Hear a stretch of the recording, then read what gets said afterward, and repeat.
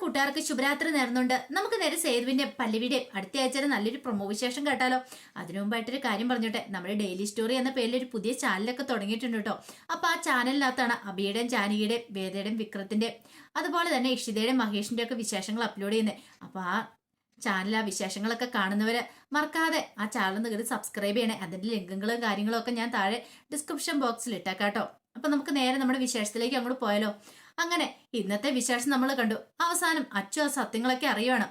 സേതുവും പല്ലവിയും കൂടെ ആ കാര്യം ശ്രീഹരിയോട് പറയുന്ന സമയത്താണ് അച്ചു ആ സത്യം പറയുന്നത്. ഋതുവാണ് ഓട്ടോറിക്ഷ കത്തിക്കാനായിട്ട് കൊട്ടേഷൻ കൊടുത്തെന്നൊക്കെയുള്ള കാര്യം. അച്ചു അങ്ങോട്ട് കയറി ചെല്ലുവാണ് മുറിയിലേക്ക്. എന്നിട്ട് സേതുവിന്റെ മുന്നിലേക്ക് ചെന്നിട്ട് ചോദിച്ചു, വല്യേട്ടാ സത്യം പറ, ഋതുവാണോ ആ പരിപാടി കാണിച്ചേ? എന്റെ ശ്രീഹരിയുടെ ഉപജീവനമാർഗം ഇല്ലാതാക്കാനായിട്ട് തുനിഞ്ഞിറങ്ങിയത് അവളാണെന്ന് ചോദിക്കാം. അല്ല, അത് പിന്നെ അച്ചു, ഞാൻ സത്യം പറയണം. സേതുവേട്ടൻ എന്നോട് സത്യം പറയുമെന്ന് ഞാൻ തന്നെ വിശ്വസിക്കുന്നു. നിങ്ങൾ എന്നിൽ നിന്ന് എന്തിനാ കള്ളത്തരം മറച്ചു വെച്ചെന്ന് ചോദിക്കാം. അത് പിന്നെ അങ്ങനെ നീ കാര്യമായിട്ട് എടുക്കണ്ട എന്നൊക്കെ പറയണം. കാര്യമായിട്ട് എടുക്കണ്ടേ? ഇത്ര വലിയൊരു പ്രശ്നം നടന്നിട്ട് ഞാനത് വെറുതെ വിട്ട് കളയണോ അല്ലേന്ന് ചോദിക്കണം. ഈ സമയം പല്ലി ഒഴിഞ്ഞ് പോട്ടെ, ഋതുവിനൊരു അബദ്ധം പറ്റിയതാ, ക്ഷമിച്ചു വിടണം. ഇതെങ്ങാനും അമ്മ അറിഞ്ഞിട്ടുണ്ടെങ്കിലോ പിന്നെ എന്താ സംഭവിക്കാൻ പോകുന്ന അറിയാലോ. ഓഹോ, അപ്പൊ ഇത്രയും വലിയൊരു കാര്യം നടന്നിട്ട് ഒളിച്ചു വെക്കാനാ നിങ്ങളുടെ എല്ലാം ഭാവമല്ലേ? അപ്പൊ നിങ്ങളെല്ലാരും എന്ത് വിചാരിച്ചാ ഇത് ഋതുവിനൊരു വളവായി തീരുവല്ലേ? ഋതു ആ തെറ്റ് ചെയ്തിട്ടുണ്ടെങ്കിൽ അവളെ ആദ്യം പോലീസ് സ്റ്റേഷനിൽ കയറ്റണമായിരുന്നു. കാരണം ഒരിക്കലും മാപ്പ് കൊടുക്കാൻ പറ്റുന്ന കാര്യമല്ല ചെയ്തേ. അവള് സ്വന്തം ചേച്ചിയോട് ചെയ്തെന്താ, എന്റെ കല്യാണം ആദ്യം മുടക്കാൻ നോക്കി. പക്ഷെ അത് ഞാൻ വിട്ടുകളഞ്ഞു. കാരണം എന്താണെന്നറിയോ, എനിക്ക് ആ ബന്ധം ഇഷ്ടമില്ലാത്തതുകൊണ്ട് മാത്രം. പക്ഷെ അവളുടെ മനസ്സിലെ വിചാരം വേറെയായിരുന്നു. സേതുവേണ്ട ഈ വീട്ടിൽ നിന്ന് പറഞ്ഞു വിടാൻ മാത്രമല്ലായിരുന്നു അവളാ കാര്യങ്ങളൊക്കെ ചെയ്തു കൂട്ടിയത്. അപ്പൊ അവളെ വെറുതെ വിടാൻ പാടുണ്ടോന്ന് ചോദിക്കാം എന്നും പറഞ്ഞുകൊണ്ട് അച്ചു അവിടുന്ന് ഒരു കൊടുങ്കാറ്റ് പോലെ നേരെ ഇറങ്ങി അങ്ങോട്ട് ചെല്ലും. ഹാളിലേക്ക് ചെല്ലുമ്പോഴത്തേനും അങ്ങോട്ടേക്ക് ഋതു വന്നു. പിന്നീട് ഋതുവിന്റെ കൈയും പിടിച്ചോണ്ട് നേരെ പോകുന്ന പൂർണിമയുടെ മുറിയുടെ അങ്ങോട്ടാ. പിന്നീട് പൂർണിമേനെ പോയി വിളിക്കുകയാണ്. അമ്മയെന്ന് പറഞ്ഞിട്ട് വിളിച്ചു കഴിയുമ്പോഴത്തേനും പൂർണിമ അങ്ങോട്ട് ഇറങ്ങി വന്നിട്ട് ചോദിച്ചു, എന്താ കാര്യം എന്താന്ന് ചോദിക്കുകയാണ്. അമ്മയുടെ പുന്നാര മോളുണ്ടല്ലോ ഋതു, അവള് ചെയ്ത എന്താണെന്നറിയോ? ഇത് കേട്ടപ്പോഴത്തേനും പൂർണ്ണ പറഞ്ഞു, നിനക്ക് എന്ത് പറ്റിയച്ചു? നീ എന്തൊക്കെയാ പറയണെന്ന് ചോദിക്കാ. ഒന്നും മനസ്സിലായില്ലല്ലേ? ഞാൻ മനസ്സിലാക്കി തരാന്ന് പറയണം. ആ ഓട്ടോറിക്ഷ കത്തിച്ച് ആരാന്നോർത്തോണ്ടാ എല്ലാരും കൂടെ അമ്മേനെ പ്രതിയാക്കി അമ്മേനെ പോലീസ് സ്റ്റേഷനിൽ കയറ്റുകയും ചെയ്തു. അമ്മ ജയിലിലായനും. പക്ഷേങ്കിൽ ആ സമയത്ത് ശ്രീഹരി വന്ന് കേസ് പിൻവലിച്ചോണ്ടല്ലേ, സേതുവേട്ടനും പല്ലവിച്ചും കൂടെ ഇതിനു വേണ്ടിയിട്ട് ഇറങ്ങി പുറപ്പെട്ടുകൊണ്ടല്ലേ, അവരെ തെളിവുകളൊക്കെ കണ്ടെത്തിയതുകൊണ്ടല്ലേന്ന് വെക്കും. നീ ആരുടെ തെളിവ്?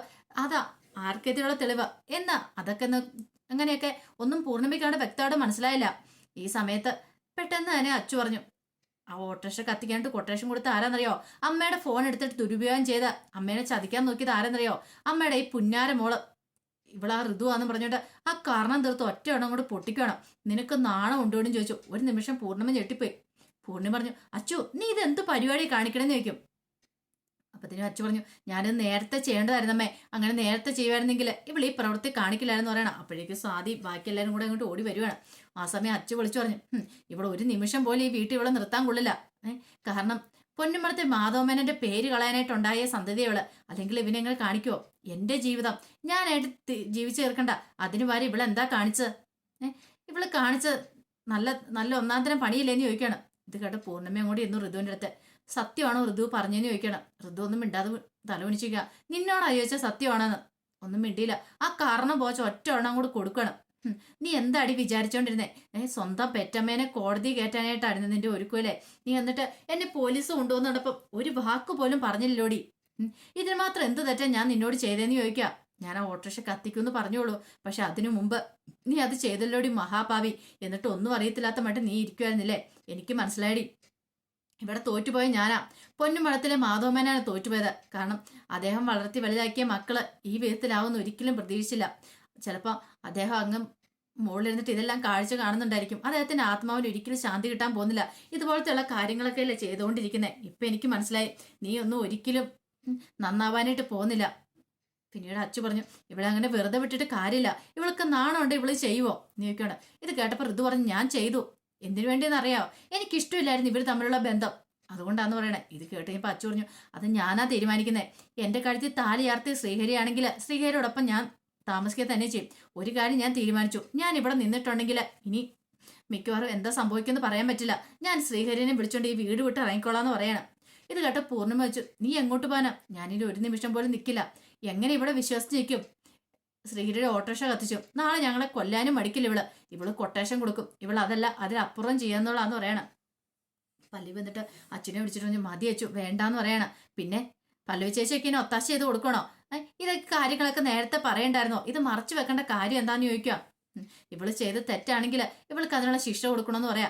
ഇത് കേട്ട് കഴിഞ്ഞപ്പോഴത്തേനും പൂർണ്ണി പറഞ്ഞു ഒരു കാര്യം ഞാൻ പറഞ്ഞേക്കാ ഋതു, നീ ഇതിനു മുമ്പ് ചെയ്ത കൊള്ളരുതായ്മകളെല്ലാം ഞാൻ പുറത്തു സഹിച്ച് ക്ഷമിച്ചെല്ലാം മുന്നോട്ട് പോയി. പക്ഷെ ഇത് അങ്ങനെ പുറത്ത് ഇത് നിന്നെ ക്ഷമിക്കാൻ പറ്റുന്ന കാര്യമല്ലെന്ന് പറയണം. ഇപ്പൊ ശരിക്കും തോറ്റുപോയത് ഞാനാന്ന് പറയണം. ഒരു കാര്യം ചെയ്യാം, ഞാൻ ഈ വീടിന്റെ പടി അങ്ങോട്ട് ഇറങ്ങിക്കോളാം. അതോടുകൂടി എല്ലാവർക്കും സന്തോഷമായല്ലോ. എനിക്ക് അങ്ങനെ ആപത്ത് വരാൻ പോവാന്ന് പറഞ്ഞിട്ട് പോലും നിനക്കൊരു മനസ്താപം ഉണ്ടായില്ലല്ലോ. ഞാൻ ഈ വീട്ടിൽ നിന്ന് അങ്ങോട്ട് ഇറങ്ങി തന്നേക്കാം. ഞാനാ നിനക്കൊരു അധികം പറ്റെങ്കിൽ ഇറങ്ങി തന്നേക്കാന്ന് പറഞ്ഞ് പൂർണ്ണിമ മുറിയിലേക്ക് ഇങ്ങോട്ട് പോവാണ്. പിന്നീട് ബാഗ് എടുത്തിട്ട് അതിനകത്തേക്ക് തന്റെ വസ്ത്രങ്ങൾ എടുത്ത് നിറയ്ക്കുവാണ്. ഈ സമയത്ത് പല്ലവി ഓടി വന്നിട്ട് പറഞ്ഞു പൂർണ്ണമ്മ എന്തായി കാണിക്കണേ? ബാഗ് അവിടെ താഴെ വെക്കാൻ പറയണ. ഇല്ല, ഞാനിനി ഒരു നിമിഷം പോലും ഇവിടെ നിൽക്കില്ല. അല്ലെങ്കിൽ തന്നെ പ്രശ്നങ്ങളുടെ നടുവിലെ ഇപ്പം ഞാൻ കഴിഞ്ഞുകൊണ്ടിരിക്കുന്നത്. ഇങ്ങനെ പോയിട്ടുണ്ടെങ്കിൽ ഞാൻ നെഞ്ചു പൊട്ടി മരിക്കത്തുള്ളൂ. ഒരു നിമിഷം പോലും എനിക്ക് ഈ വീട്ടിൽ നിൽക്കാൻ താല്പര്യമില്ല. മാധവേട്ടൻ പോയതിന് ശേഷം ഞാൻ നിങ്ങൾ മക്കളെ ഒരു പോറൽ പോലും ഏൽക്കാതെ അത്ര കാര്യത്തോടെ സ്നേഹിച്ച അച്ഛൻ്റെ സ്നേഹം കൂടെ കൊടുത്താൽ ഞാൻ അവരെ ഇവിടം വരെ എത്തിച്ചേ. പക്ഷേ എങ്കിൽ അവരെനിക്കിട്ടെങ്കിൽ ഒരു പാരമണിന്ന് ഞാൻ സ്വപ്നത്തിൽ പോലും പ്രതീക്ഷിച്ച കാര്യമില്ല എന്നൊക്കെ പറയണം. അപ്പോഴേക്കുമാണ് അങ്ങോട്ടേക്ക് സ്വാതി ഓടി വരുന്നേ. എന്തേ ഋതു ചേച്ചി അടുക്കള കയറി കഥ അടച്ചെന്ന് പറഞ്ഞുകൊണ്ട് ഋതു മുറിയിൽ കയറി കഥ അടച്ചെന്ന് പറഞ്ഞുകൊണ്ട് അങ്ങോട്ട് ഓടി വരുവാണ്. അപ്പോഴേക്കും പെട്ടെന്ന് തന്നെ പല്ലവി ഓടി. ആ സമയത്ത് എല്ലാവരും കൂടെ അങ്ങോട്ട് ഓടിച്ചെല്ലുവാണ്. അടുക്കളയിലാണ് ഋതു. ഋതു ഇങ്ങനെ ആലോചിക്കുക എന്ത് ചെയ്യണമെന്ന്. ആ സമയം പല്ലവി വന്ന് കഥയെ മുട്ടിട്ട് വന്ന് ഋതു കഥ തുറക്കാൻ പറയണ. ഇല്ല, ഞാൻ തുറക്കില്ല എന്ന് പറയണ. ഇത് കേട്ട് കഴിഞ്ഞപ്പോഴത്തേനും പല്ലവി പറഞ്ഞു നിന്നോടാ ഋതു തുറക്കാൻ പറഞ്ഞ, ഞാനിത് തുറക്കണം. എല്ലാ കുറ്റങ്ങളും ഇപ്പൊ എന്റെ തലയിലായില്ലേ. എനിക്കിങ്ങനെ ജീവിക്കുന്നത് യാതൊരു അർത്ഥമില്ല. ഞാനിനി ഒരു നിമിഷം പോലും ജീവിക്കില്ല എന്ന് പറയണം. ഇത് കേട്ടപ്പോൾ സേതു പറഞ്ഞു ഋതു നീ അബദ്ധമൊന്നും കാണിക്കരുത്, തുറക്കാനാ പറഞ്ഞതെന്ന് പറയാണ്. ഇത് കേട്ട് കഴിയുമ്പോൾ ഋതു പറഞ്ഞു എന്തിനു തുറക്കണം? നിങ്ങൾ ഇങ്ങോട്ട് വന്നതിന് ശേഷം എനിക്ക് മനസ്സമാധാനം ഉണ്ടായിട്ടുണ്ടോ? നിങ്ങൾ കാരണം ഈ പ്രശ്നങ്ങളെല്ലാം ഉണ്ടായത്. നിങ്ങൾ എല്ലാത്തിനും ഉത്തരവാദി. നിങ്ങൾ ഈ വീട്ടിലേക്ക് വന്നതിന് ശേഷം ഞങ്ങൾ സന്തോഷമായിട്ട് കഴിഞ്ഞിട്ടില്ല. ഞാനും അച്ചു സ്വാതിയൊക്കെ എത്രമാത്രം സന്തോഷത്തിലായിരുന്നു അറിയാവോ? അവസാനം കണ്ടില്ലേ? അവസാനം വന്നു കഴിഞ്ഞപ്പോഴത്തേനും എല്ലാവരും കൂടെ കൂടി ചേർന്നിട്ട് എനിക്കിട്ട് പാര പണിതു. ശ്രീഹരി എന്ന് പറഞ്ഞ ഒരുത്തനെ കൊണ്ട് കല്യാണം കഴിപ്പിച്ചു. അപ്പൊ എനിക്ക് അത് ഇഷ്ടപ്പെടുവോ? എന്റെ മനസ്സെന്താ ആരും മനസ്സിലാക്കാതെ എന്നൊക്കെ പറഞ്ഞുകൊണ്ട് ഋതു ഇങ്ങനെ പൊരമ്പിക്കൊണ്ടിരിക്കുക. ഈ സമയം പൂർണ്ണം പറഞ്ഞ ഋതു നിന്നോടാ കഥ തുറക്കാൻ പറഞ്ഞ. ഇല്ല, ഞാൻ ഇനി തുറക്കത്തില്ല, ഞാനിനി ജീവിച്ചിരിക്കില്ല എന്ന് പറയാണ്. ഞാൻ പക്ഷെ അങ്ങനെയൊന്നും ഉദ്ദേശിച്ച് ചെയ്തല്ല. ആ ഓട്ടോറിക്ഷ ഒന്ന് കേടുവരുത്തണം അത്രമാത്രം ഓർത്തുണ്ടായിരുന്നുള്ളൂ. അല്ലെങ്കിൽ മനഃപൂർവ്വം ആരെയും കൊല്ലണമെന്ന് വിചാരിച്ച് അങ്ങനെയൊന്നും ചെയ്തിട്ടില്ല. പൊന്നുമളത്തിലെ മാധവന്റെ മോൾക്ക് അതിനൊന്നും കഴിയില്ല എന്നൊക്കെ ഋതു പറഞ്ഞുകൊണ്ടിരിക്കുക. ഈ സമയം സേതി വെച്ചു എന്നിട്ടാണ്ട് നീ അങ്ങനെ ചെയ്തേ. മാധവന്റെ മക്കൾ തന്നെ ഈ നിൽക്കുന്ന അച്ചുവൊക്കെ. പക്ഷെ അച്ചുവിന്റെ മനസ്സിൽ പോലും അങ്ങനെ ചിന്തയില്ലോ. അച്ചു ഇന്ന് വരെ ഒരു മനുഷ്യന്മാരെ ദ്രോഹിച്ച് നീ കണ്ടിട്ടുണ്ടോന്ന് ചോദിക്കുകയാണ്. ഋതു മര്യാദയ്ക്ക് നിന്നോട് തുറക്കാനാ പറഞ്ഞെന്ന് ചോദിക്കും. ഇല്ല, ഞാൻ തുറക്കില്ല എന്ന് പറയാണ്. എന്ന് പറഞ്ഞിട്ട് ഋതു പോയി ഗ്യാസ് ഓണാക്കുവാണ്. ഗ്യാസ് ഓണാക്കിയിട്ട് തീ കൊളുത്തി ചാവാനായിട്ട്. ഈ സമയം സേതു കഥ ചവിട്ടി പൊളിക്കുകയാണ്. അടുക്കള കഥ ആണല്ലോ. അങ്ങനെ കഥ പൊളിച്ചു വന്നപ്പോഴത്തേനും ഗ്യാസൊക്കെ തുറന്നിട്ടിരിക്കുകയാണ്. പെട്ടെന്ന് തന്നെ സേതു എന്ത് ഗ്യാസൊക്കെ ഓഫ് ചെയ്തിട്ട് ഋതുവിനോട്ട് ഒറ്റ എണ്ണം കൂടെ വെച്ചു കൊടുക്കുകയാണ്. നീ എന്ത് പരിപാടിയായി കാണിച്ചേന്ന് ചോദിച്ചോണ്ട്. ഈ സമയം കലിപുണ്ട അവസ്ഥ നിൽക്കുകയാണ് ഋതു. നിങ്ങളെല്ലാത്തിനും കാരണക്കാരെന്ന് പറയാണ്. നിങ്ങൾ ഈ വീട്ടിൽ നിന്ന് എന്നിറങ്ങുന്നോ അന്ന് ഈ വീട്ടിൽ സമാധാനം ഉണ്ടാകത്തുള്ളൂ എന്നൊക്കെ പറയാം. ആകെപ്പാടെ സങ്കടമായിപ്പോ ഈ സേതുവിന് വല്ലാത്ത വിഷമമായി. സേതു പുറത്തേക്ക് ഇറങ്ങി വന്നപ്പോഴത്തേനും സ്വാതിയും പൂർണ്ണിമയൊക്കെ പോയി ഋതുവിനെ കെട്ടിപ്പിടിക്കുകയാണ്. സ്വാതി ചോദിച്ചു എന്താ ചേച്ചി എന്താ കാണിച്ചെന്ന് ചോദിക്കുകയാണ്. ചേച്ചി എന്താ കാണിച്ചെന്ന് ചേച്ചിക്ക് വല്ല ബോധം ഉണ്ടോ എന്നൊക്കെ ചോദിക്കുകയാണ്. ഇത് കേട്ട് കഴിഞ്ഞപ്പോൾ ഋതു പറഞ്ഞു ഞാൻ പിന്നെ എന്തിനാ ജീവിച്ചിരിക്കണേ, ഈ വീട്ടിൽ ഞാനിനി നിൽക്കുന്നില്ല എങ്ങനെയൊക്കെ പറയണം. അങ്ങനെ അവരെല്ലാം സംസാരിച്ചുകൊണ്ടിരിക്കുന്ന സമയത്ത് സേതു അകത്തേക്ക് പോവാ. സേതു അകത്തേക്ക് പോയിട്ട് തന്റെ ബാഗിനകത്ത് ആവശ്യമുള്ള കുറച്ച് ഡ്രസ്സൊക്കെ എടുക്കുകയാണ്. ഡ്രസ്സൊക്കെ എടുത്തോണ്ട് അങ്ങോട്ടേക്ക് വന്നു. എന്നിട്ട് പറഞ്ഞു ഞാനല്ലേ ഇവിടെ ഒരു അധികപ്പറ്റ്, ഞാൻ കാരണമല്ലേ ഈ പ്രശ്നങ്ങളെല്ലാം ഉണ്ടായിരിക്കുന്നേ, ഞാനും കൂടെ ഇറങ്ങി തന്നേക്കാം. ഇനി ഒരു നിമിഷം പോലും ഞാനിവിടെ നിൽക്കുന്നില്ലെന്ന് പറയാ. ഇത് കേട്ടപ്പോൾ പല്ലവി ഓടിച്ചെന്നിട്ട് ചോദിച്ചു സേതുവേട്ട എന്തേ കാണിക്കണേ? സേതുവേട്ടൻ എങ്ങോട്ടാ പോന്ന്? ബാ എങ്ങ് തരാൻ പറയണേ. ഇല്ല പല്ലവി, ഞാൻ ഇനി ഒരു നിമിഷം പോലും ഇവിടെ നിൽക്കില്ല. ഞാൻ കാരണം ഈ പ്രശ്നങ്ങൾ ഉണ്ടായെങ്കിൽ ഞാൻ ഇവിടെ നിന്ന് ഇറങ്ങി തന്നേക്കാന്ന് പറയണം. ആ സമയം ശ്രീഹരി വന്നിട്ട് പറഞ്ഞു സേതുവേട്ടൻ എങ്ങോട്ടാ പോകുന്നത്? സേതുവേട്ടൻ ഒരിടത്തേക്കും പോകുന്നില്ല. കാരണം ഞാനല്ലേ തെറ്റുകാരൻ, ഞാൻ കാരണമല്ലേ ഇപ്പൊ ഉണ്ടായത്. എന്റെ ഓട്ടോറിക്ഷയല്ലേ കത്തിച്ചേ, അപ്പൊ ഞാനല്ലേ വീട്ടിൽ നിന്ന് ഇറങ്ങണ്ടേന്ന് ചോദിക്കണം. വേണ്ട, നിങ്ങളാരും ഇറങ്ങണ്ട, ഞാൻ തന്നെ ഇറങ്ങിക്കോളാം. ഞാൻ ഈ വീട്ടിലേക്ക് ഒരിക്കലും വരാൻ പാടില്ലായിരുന്നു. ഞാൻ ഇവിടെ വന്നുകൊണ്ടായി പ്രശ്നങ്ങളൊക്കെ നടന്നേ. എന്തിനേറെ പറയുന്നു, പൂർണ്ണാമയ്ക്ക് പോലും എന്നെ ഇപ്പൊ ഇഷ്ടമില്ല. പൂർണ്ണിമ പറയാതെ പറഞ്ഞു കഴിഞ്ഞു വീട്ടിൽ നിന്ന് ഇറങ്ങിക്കോളാനായിട്ട്. ഇതിൽ പരം എനിക്ക് എന്ത് വേണം? ഞാൻ ഇനി ഇവിടെ ഒരു നിമിഷം പോലും നിൽക്കുന്നില്ല എന്ന് പറയണം. നിൽക്കുന്നതിൽ യാതൊരു അർത്ഥമില്ലെന്ന് പറയണം. പല്ലവി പറഞ്ഞു അങ്ങനെയാണെങ്കിൽ ഞാനും ഇറങ്ങും സേതുവേട്ടനോടൊപ്പം എന്ന് പറയണം. ഇത് കേട്ടപ്പോൾ സേതു പറഞ്ഞു വേണ്ട പല്ലവി, നീ ഇറങ്ങണ്ട. നീയും കൂടെ ഇറങ്ങിയിട്ടുണ്ടെങ്കിൽ ഈ കുടുംബത്തിന് ഒരു അത്താണി ഇല്ലാത്ത പോലെ ആയി പോകുമെന്ന് പറയണം. കാരണം ഈ കുടുംബത്തെ സേതുവിനറിയാം ഈ കുടുംബത്തിന് ഈ പറയുന്ന ഋതുവിനൊക്കെ ഇങ്ങനെ പറഞ്ഞുകൊണ്ട് നടക്കുന്നുള്ളൂ. കുടുംബത്തിലെ കാര്യങ്ങൾ ഒരു പ്രശ്നം വന്നിട്ടുണ്ടെങ്കിൽ അത് നോക്കാനായിട്ട് പല്ലവി ഈ കുടുംബത്തിൽ വേണമെന്ന് ആ നേരത്തെ തിരുമേനി വന്നപ്പോൾ പറഞ്ഞ കാര്യം വേണം. എന്തൊക്കെ പ്രശ്നങ്ങളുണ്ടായാലും പല്ലവി അവിടെ വേണമെന്നുള്ള കാര്യം, പല്ലവി സേതും വേണമെന്നുള്ള കാര്യം, ഒരു കാരണവശാലും ആ വീട്ടിൽ നിന്ന് ഇറങ്ങലെന്നൊക്കെ കാര്യം, അതൊക്കെ ഓർത്തിട്ട് സേതു പറഞ്ഞു നീ ഇവിടെ കാണണം എന്നും പറഞ്ഞുകൊണ്ട് സേതു അങ്ങോട്ടേക്ക് ഇറങ്ങിപ്പോവാണ്. എന്ത് ചെയ്യണമെന്നറിയാം അവസ്ഥയിൽ എല്ലാവരും കൂടെ നിൽക്കുകയാണ്. പൂർണ്ണിമയ്ക്ക് സങ്കടം സഹിക്കാൻ പറ്റില്ല. പൂർണ്ണിമ പെട്ടെന്ന് അങ്ങോട്ട് മുറിയിലേക്ക് പോവാണ്. മുറിയിലേക്ക് പോയി ആലോചിച്ചുകൊണ്ടിരിക്കുന്ന സമയത്ത് ബേബി ചേച്ചി വന്നിട്ട് പറഞ്ഞു എന്നാലും പൂർണ്ണിമ ചെയ്ത് കുറച്ച് കഷ്ടമായി പോയിട്ടോ. ആ പാവ സേതു അവൻ ഈ വീട്ടിൽ നിന്ന് ഇറങ്ങിയിട്ടുണ്ട്. അവൻ എങ്ങോട്ട് പോകുന്നവർക്കാ? അവനെ കയറി ചെല്ലൊരു ഇടമുണ്ടോ? ഒരു ബന്ധുക്കാരുണ്ടോ? ആകെപ്പാടെ ഉള്ളൊരു ബന്ധത്തെന്ന് പറഞ്ഞ് ഇത് മാത്രമല്ലേ ഉള്ളെന്ന് ചോദിക്കുക. ചേച്ചി ഒരു കാര്യം ചെയ്യുക, അവനെ തിരിച്ചു വിളിക്കാൻ പറയാണ്. ഇത് കേട്ടപ്പോൾ പൂർണ്ണിമ പറഞ്ഞു ഞാൻ പറഞ്ഞിട്ടാണോ അവൻ പോയത്? ഞാൻ അവനോട് പറഞ്ഞു ഇവിടെ നിന്ന് ഇറങ്ങിപ്പോകാനായിട്ട്. ഞാൻ ഒരിക്കലും പറഞ്ഞിട്ടില്ല അവനോട്. ഞാൻ അങ്ങനെ പറയത്തുമില്ല. കാരണം എൻ്റെ മനസ്സിന് അവനുണ്ട്, എനിക്ക് അവനോട് ഇഷ്ടമൊക്കെ ഉണ്ട്. കാര്യം പറഞ്ഞിട്ടുണ്ടെങ്കിൽ ഇവരോടുള്ള ദേഷ്യം ഞാൻ അവനോട് തീർത്തെന്നുള്ള ശരി തന്നെയാ എന്നും പറഞ്ഞുകൊണ്ട് അവൻ അങ്ങനെ ഇറങ്ങിപ്പോവാണോ ചെയ്യണ്ടേ എന്നൊക്കെ പറയണ. അവൻ എങ്ങോട്ട് പോകാനാ? പോയിട്ട് ഇങ്ങോട്ട് തിരിക്കാൻ വരുമെന്നൊക്കെ പൂർണ്ണിമ പറയാണ്. ഈ സമയത്ത് പല്ലവി എന്നിട്ട് പറഞ്ഞു പൂർണ്ണാമേ ഒരുപക്ഷെ സേതുവേട്ടൻ തിരിച്ചു വന്നില്ലെങ്കിലോ, സേതുവേട്ടൻ തിരിച്ച് വിളിക്കാനൊക്കെ പറയാണ്. ഒരുപക്ഷെ ഞങ്ങൾ ആരെങ്കിലും വിളിച്ചിട്ടുണ്ടെങ്കിൽ ഈ സേതുവേട്ടൻ വരുമെന്ന് തോന്നില്ലെന്ന് പറയാണ്. ഇതറിഞ്ഞ് കഴിഞ്ഞപ്പം അച്ഛന് സഹിച്ചില്ല. കാരണം തൻ്റെ ചൊല്ലിയുള്ള പ്രശ്നങ്ങളാണ് ഇതിനെല്ലാത്തിനെയും വഴി തെളിച്ചത്. തൻ്റെ കല്യാണത്തോട് കൂട്ടാണ് ഈ പ്രശ്നങ്ങളെല്ലാം ഉണ്ടായത്. അച്ഛന് സഹിക്കാൻ പറ്റുന്നതിലും അപ്പുറമായിരുന്നത്. അച്ഛന് ഭയങ്കര വിഷമമായിപ്പോയി. അച്ഛൻ പറഞ്ഞു കുഴപ്പമില്ല, ഞാൻ സേതുവേട്ടനെ പോയി കണ്ടെത്തിക്കൊണ്ട് വന്നോളാന്ന് പറയണം.